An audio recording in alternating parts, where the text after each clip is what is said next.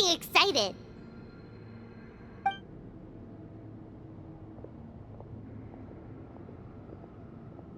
Bring out the samples.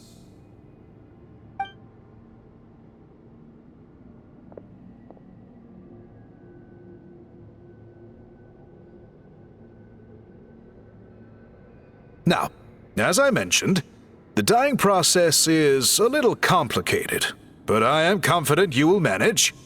Just make sure to follow my instructions carefully.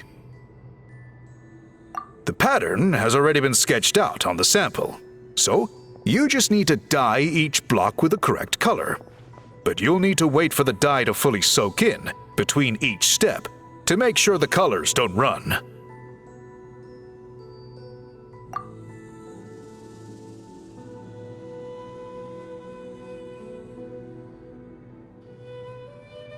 Ha ha ha! Good! The dye has taken to the fabric, and the pattern is crisp and clear. Next, apply all the remaining dye, and we should see that elusive signature color emerge. Okay, final step.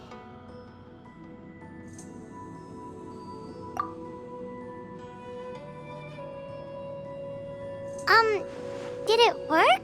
Paimon doesn't see it. Oh, that color isn't showing up. Oh, the dyeing has failed.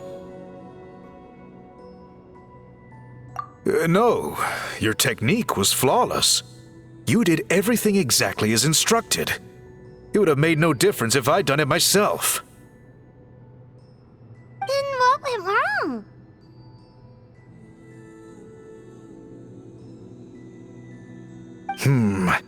It could be the weaving technique, or maybe the dye has to be applied in a different way.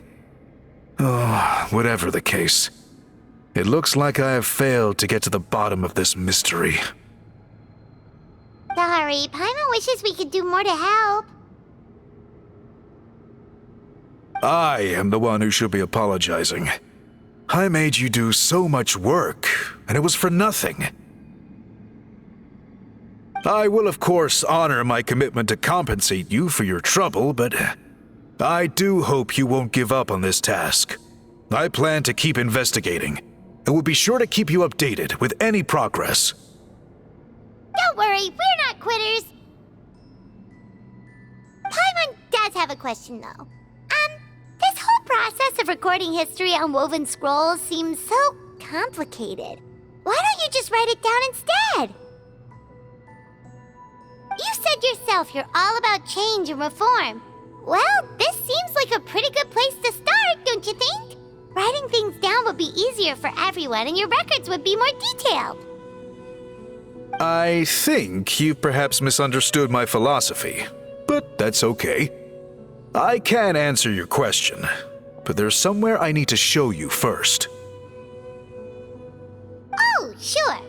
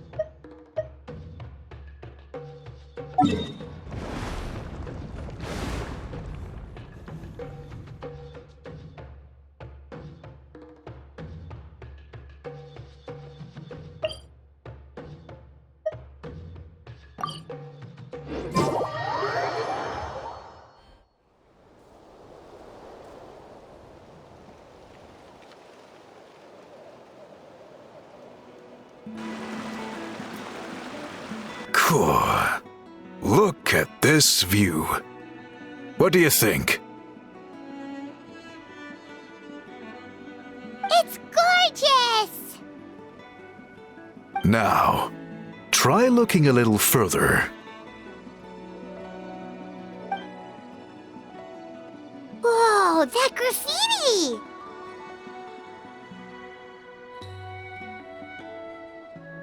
In all the years since the founding of our tribe, those colors have been with us every step of the way. It is true that I seek to bring new life to this ancient tribe through change and reform, but I also understand there are certain foundational things that we cannot afford to throw away. The foremost of these is the way we record our history. Oh, that makes sense.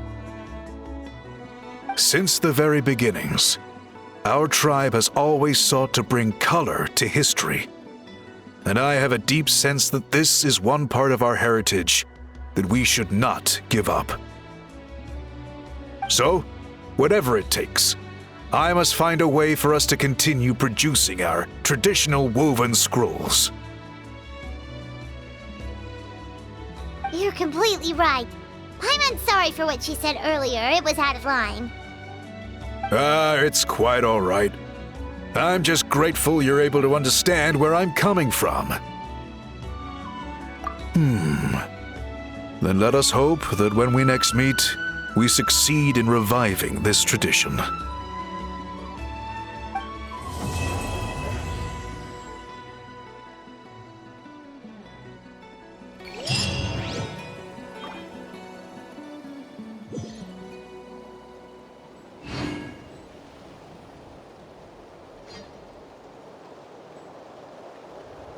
He who wishes to peer into the abyss needs simply to wander through Nodcry on a misty night. The march of the Wild Hunt will be sure to drag him into the darkness.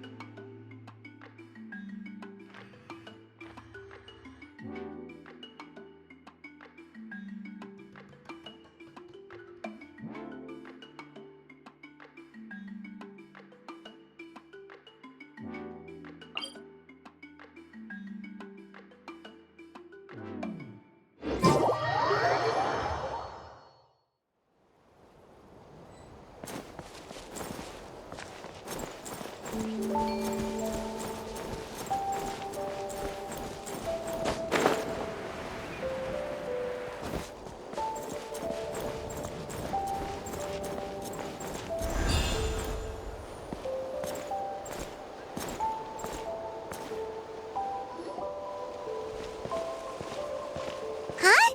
What are the Fatui doing here? That's a little concerning. Let's go over there and see what they're up to. Also, how did they get this close to a tribal settlement?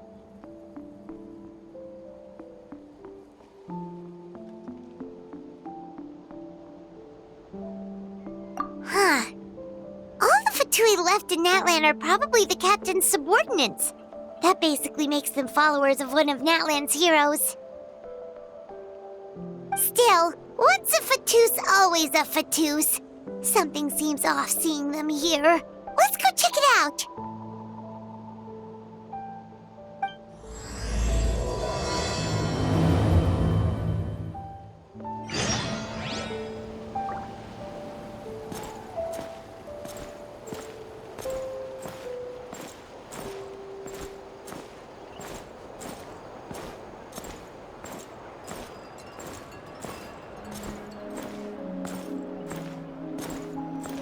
Don't worry, I'm sure they'll show up soon. Finally got here, and now I can't even find the recipient. Where are they?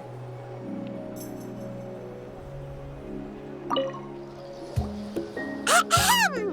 What are you guys doing here? Following orders. If you have a problem, take it up with our employer. Hey, what's with the attitude? Can the Fatui even work for a private employer? This is Grudok. I hired him to be my bodyguard in Natlan. As you can see, he's not the sociable type. I'm sorry for any offense.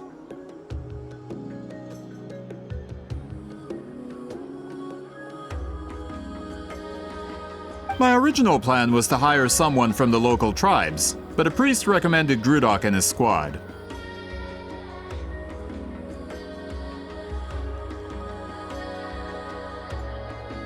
I was told they were capable fighters and had the time to spare, so they fit the bill. It seems like the Fatui's reputation in Natlan is quite positive. So that's what happened. Then you must be from Fontaine? Precisely! Montluçon, at your service. I work in the publication business. And you two... Wait, you must be the traveler and his fairy companion. Oh, you know us? A golden-haired traveler with a floating companion. There's no mistake. Your exploits in Fontaine have all the makings of a best-selling series. I'd be a failure of a book merchant if I couldn't recognize you. Wow, we're really famous at this point, Traveler. It's truly my lucky day. I know this is sudden, but I was actually looking for you two. You see, I have a favor to ask. So, you chased us all the way to Natlan? That's a little creepy. You'll be generously rewarded, I promise you. Well, at least he got straight to the point. Should we hear what he has to say?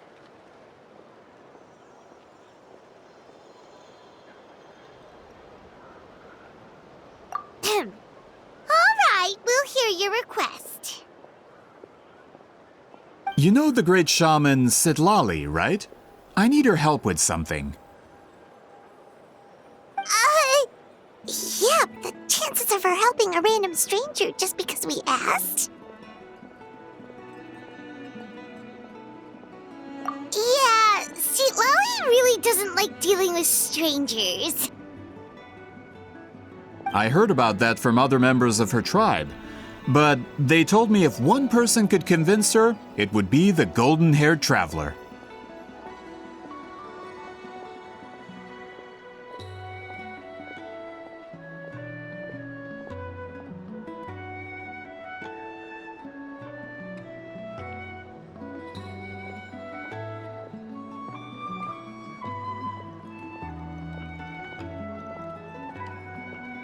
If you manage it, I'll even double your pay.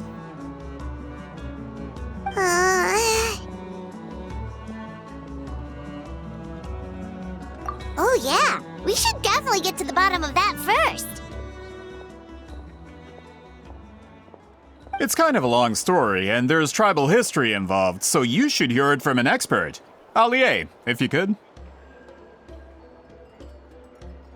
Of course. I don't often have an eager audience for this kind of thing. Nice to meet you. The name's Allier. I'm a researcher from the Fontaine Research Institute.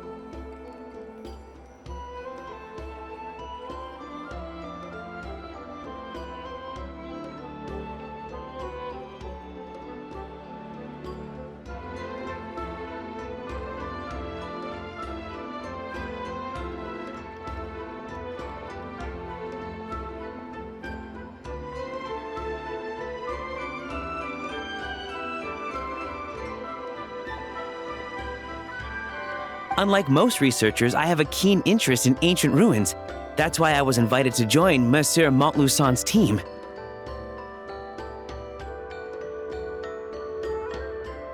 Have you heard of the legend of the great shaman Huitzilin?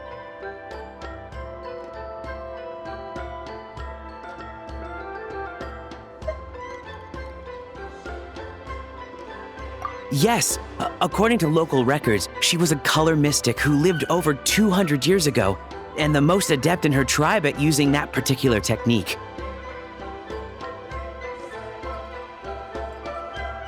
Out of all of her exploits, her most celebrated is the Battle of Seven Colors. According to legend, the battle was triggered by an abyss invasion, one of the most brutal in Natlan's history, even from a greater historical perspective.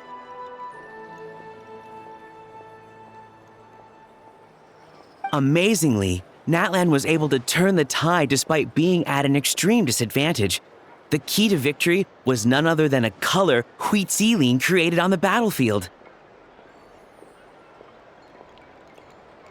The color was extraordinary, illusory in appearance while also seeming to possess physical form.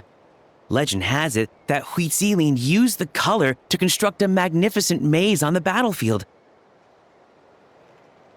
and trap all the enemies inside. This allowed her allies to launch a counterattack and ultimately secure victory. Anyway, that's the gist of it. We don't want to take up too much of your time. That story is the reason I came to Natlan. I often publish books about the history of other nations. They always end up faring well on the market. When I heard this story for the first time, I wanted to include it in my next collection, but historical records about Natlan aren't very detailed. We haven't been able to determine where the battle took place, or find any definitive evidence that it occurred at all. Even within the Masters of the Nightwind, people dispute the legitimacy of the story. Some believe it to be a myth. If that were the case, the story would not be fit for publication. But if you're just including it in a story collection, why does it matter if it never happened? Well, you see, the slogan for the collection is Restoring the Truth of History. Naturally, I needed to be factual. That's why I'm here. The Masters of the Nightwind are said to have a tradition of recording past events, so I wanted to consult their records. But I was refused access to the Obsidian Altar. Application after application, and all I received were a few ordinary woven scrolls with nothing to offer. Honestly, I'm just trying to promote their history, and they make such a fuss. According to my research, their scrolls are considered sacred relics in addition to historical records. Naturally, outsiders are rarely granted access. Not to mention, the scrolls we did get to review actually contain a huge amount of information. I just need more time, and I could... We've been over this, Allier. There's no need to waste time on those scrolls when we have a better way. Seat Lally, you mean? Exactly. You're well aware, I'm sure, that Citlali has been alive for more than 200 years. That means she lived during the era of the Battle of Seven Colors. If she agrees to be my consultant, then no other historical records are necessary. Oh, that's what you want. So, what do you say? I'll quadruple the pay if it helps sweeten the deal. Well, it's not that we don't want to help you.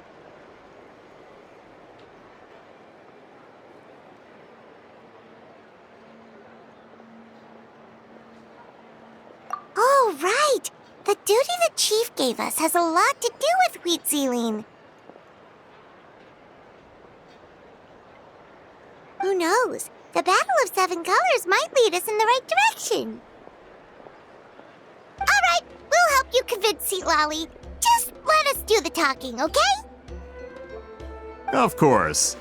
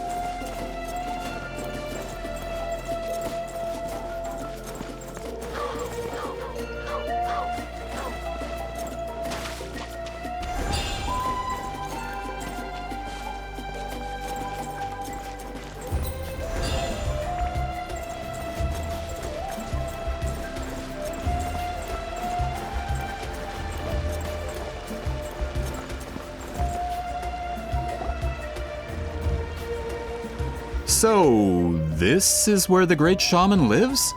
A bit far from civilization, isn't it? I hope the person who pointed us in this direction wasn't mistaken. For someone like Citlali, it actually makes a lot of sense. Is this graffiti her work too? I wonder if it's a cultural practice. If I could just copy it down, We're here for a reason, Allie. As agreed, you two can do the talking, and we'll wait for you here.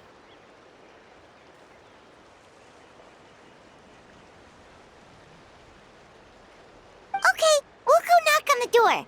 Hopefully she's not hungover.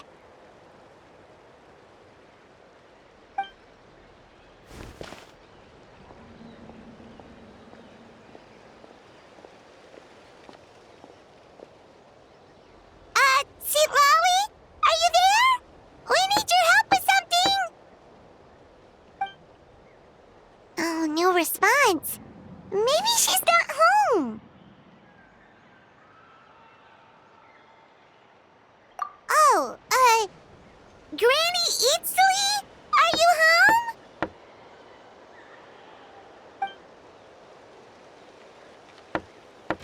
home? Hey, kid! If you're here to challenge me, book an appointment first.